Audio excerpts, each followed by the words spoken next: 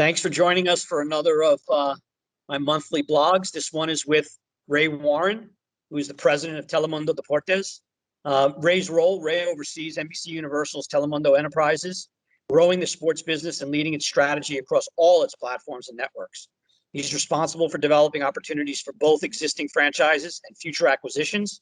Keen focus on the FIFA World Cup properties, which we'll get into today. Ray joined NBC Universal Telemundo from NBC Sports, where he was executive vice president and chief revenue officer of NBC Sports regional networks. His 30-plus year career spans several senior level positions at leading advertising and media companies. Ray also serves on the board of Citizens Through Sports Alliance, the York College Foundation, and the York College of Journalism. Received his bachelor's degree in communications from York College of the University of New York. Thanks for joining us, Ray. Well, thanks for having me, Ray. So let's get into the big question out of the gate. Super Bowl 56, historic for NBC, historic for Telemundo Deportes. First time the Super Bowl was broadcast in Spanish language. What was that experience like? It was going in spectacular, on the way out a dream. We were real excited. It's been on cable networks before, Fox Deportes, ESPN, even Universal, but I made the pitch to the senior management here that we had to unleash this content to an ever-evolving Hispanic audience, and that I guess it was just a convincing argument that we just had to do it. Part of the process was that Dan Lovinger, who was selling all of NBC Sports, he's recently been promoted to do all of Olympics, starting with, and specifically LA 28.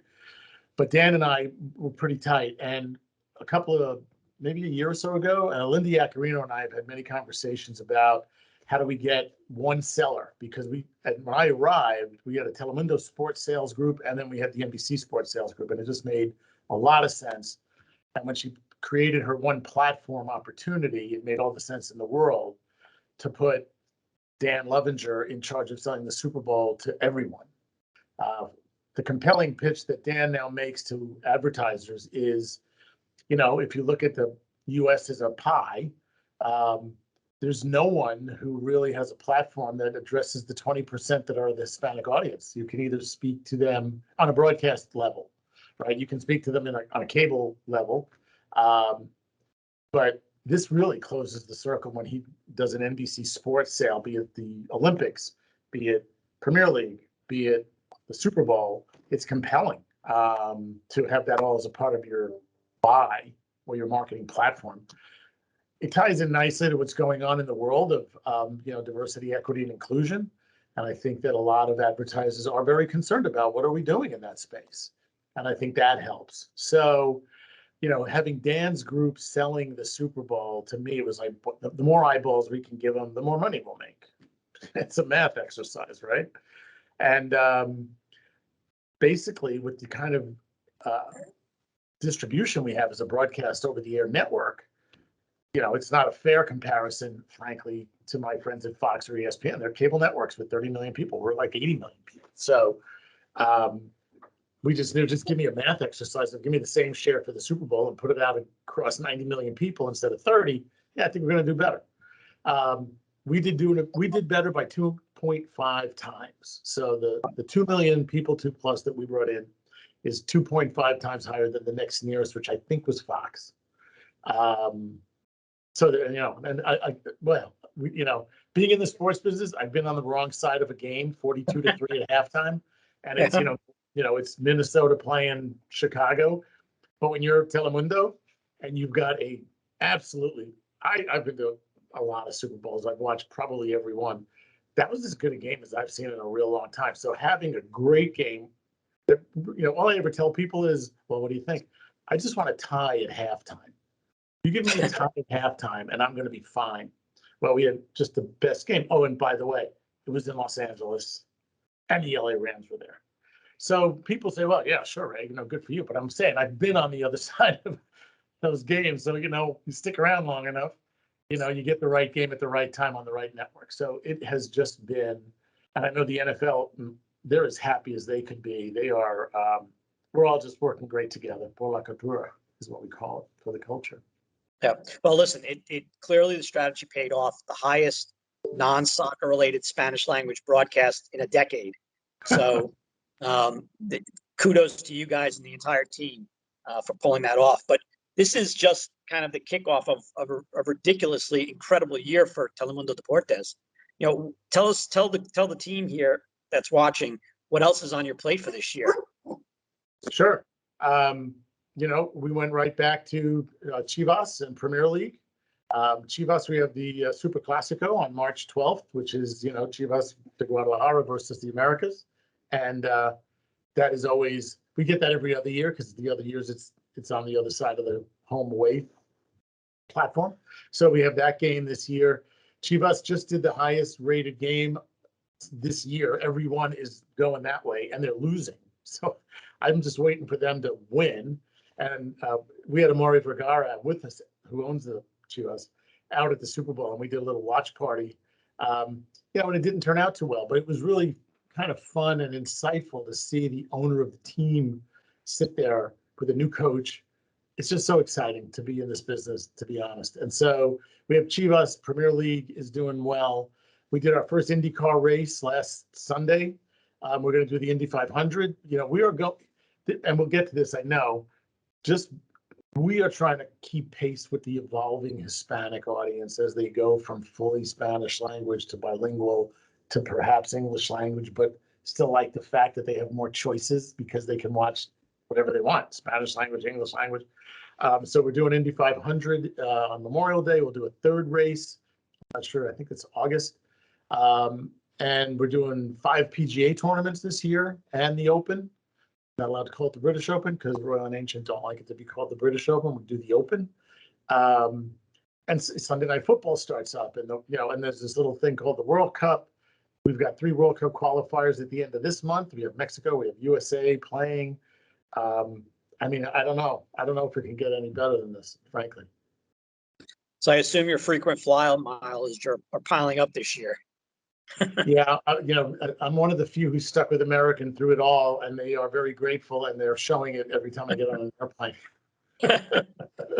Well, you did talk about obviously the significant growth and the continued significant growth of the U.S. Hispanic community, making up almost 20% of the community today.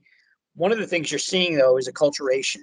And yes, you're one of the only organizations that I could think of that is truly vertically integrated in terms of Spanish dominant consumers, bilingual consumers, and then migrating to English only. So how do you think about this consumer along that path, especially as it's a younger audience, becoming more affluent as well, much more impactful across social channels? How do you think about that consumer and how to serve that consumer? Well, you're right when you say serve that consumer. What I tell everyone who will listen is if you serve the fan will serve you. And we just have more fans to serve, frankly. And we just have to give them the Indy 500 and give them the World Cup, and let them feel comfortable at home with Telemundo Deportes. I coined this phrase that I've been challenged, or I've challenged others to come up with a better line in Spanish language, but it's called the biggest, best global sports in Spanish language. That's what we do. We do not have rights to 14 soccer leagues. We do not produce 1,400 soccer games a year. But I'll tell you what we do produce, right? The best Liga MX team historically, the Olympics, Premier League, the World Cup, Sunday Night Football, the Super Bowl, the Open. I'll take it.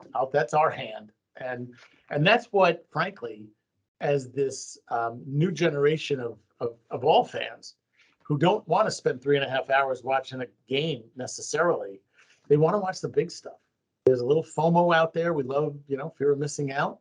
And it's great when you've got the big stuff. So we want to stay with them.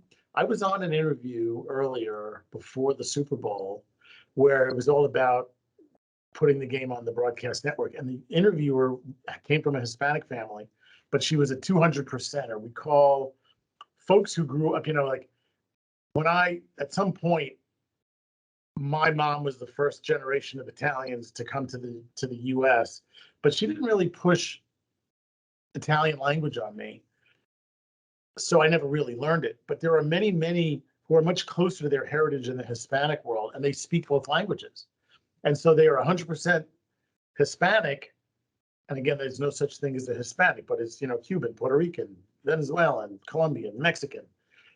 They're 100% that, and they're 100% US, right? So what we're trying to do is stay with them. This interview, when we talked about it, the interviewer, who was Hispanic, was so excited because she said, I used to just kind of stay home and watch the Super Bowl in my apartment, get some friends over. I'm going to watch it with my mom and dad and my aunts and uncles, because now they can watch it too. And we're going to have a big party. So that's the perfect example, in my opinion, of serving all of the fans, right? We had a 200%er saying, hey, I want to bring over some beers, and you bring the food, and let's watch the Super Bowl together. She was teary-eyed. It was emotional. So, I just hope that went on all over the country on February 13th. Yeah, no, it happened. I think it happened pretty considerably across the country because, again, the Hispanic consumer, the family is the core of everything. So to share that experience, especially with Los Rams, and again, the community being in LA, especially where you're more than 50% Hispanic, was just a game changer. I think for you, for the NFL, and we'll see that story continue to evolve going forward. And Ray, finally, first of all, thank you for the time today. I really appreciate it. I know you've got a lot on your plate. But finally, when you think about the skills and attributes that you look for in your senior team, folks that are working with you and for you, what are three or four of the key attributes and skills you're looking for in an executive today?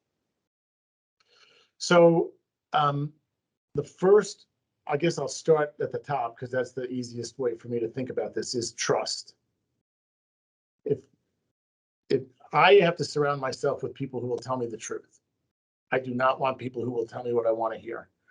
I said that to Ava when we started this conversation about, no, tell me about anything you want to tell me about. You have to be open to the truth. And you have to tell me the truth. You don't last long. I don't know if you last at all, if I ever kind of feel like you've been dishonest. You have to be comfortable being uncomfortable. That is, I tell that to anybody who listens anytime I'm asked to speak anywhere. To be a media executive in the 21st century and in 2022 specifically, but you could say that every year for the last 5 and the next 5 or the last 10 and the next 10. And people say, well, how do you get comfortable being uncomfortable? I'm like, there's no such thing ever as getting comfortable. You just have to be comfortable being uncomfortable. Once you're comfortable, yeah, you're probably not for me. So that would be number 2, comfortable being uncomfortable. I'm not really a big fan of hiring sports fans.